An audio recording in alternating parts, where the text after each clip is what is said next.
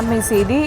தமிழக லஞ்ச ஒழிப்புத்துறை மீது அதிருப்தி தெரிவிக்கப்பட்டிருக்கிறது. வழக்கில் லஞ்ச ஒழிப்பு காவல்துறை தரப்பில் பதிலளிக்க 2 வார கால அவகாசம் கோரப்பட்டிருக்கிறது.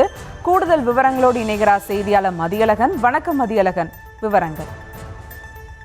அமைச்சர்கள் தங்கம் தென்னரசு, KKSSR ராமச்சந்திரன் ஆகியோர் சொத்து குவிப்பு வழக்கிலிருந்து விடுவிக்கப்பட்ட உத்தரவை மறு ஆய்வு செய்த சென்னை உயர்நீதிமன்றம் இந்த வழக்குகளை மீண்டும் விசாரிக்க உத்தரவிட்டிருந்தது. இந்த உத்தரவை எதிர்த்து இருவரும் உச்சநீதிமன்றத்தில் மேல்முறையீடு செய்துள்ளனர். இந்த மனுக்கள் நீதிபதி அசனுதீன் அமனுல்லா மற்றும் SVN பாட்டி அமர்வில் விசாரணைக்கு வந்தது. அப்பொழுது தமிழ்நாடு லஞ்ச ஒழிப்பு துறை சார்பில் ஆஜரான வழக்கறிஞர் 2 வார காலம் அவகாசம் வேண்டும் என கேட்டுக்கொண்டார்.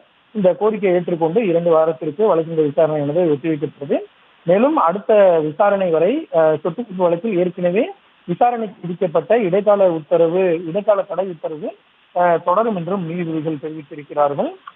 மேலும் ஏன் இந்த வழக்கில் கூடுதல் பிரமாண பத்திரம் தாக்கல் செய்யாமல் கால அவகாசம் கேட்கிறீர்கள் எனவும் தமிழ்நாடு லஞ்ச ஒழிப்புத்துறைக்கு நீதிபதிகள் கேள்வி எழுப்பினர்.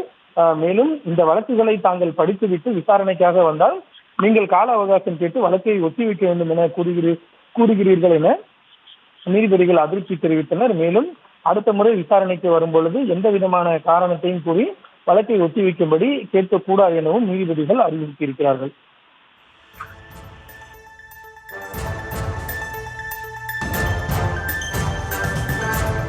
விவரங்களுக்கு நன்றி மதியழகன்.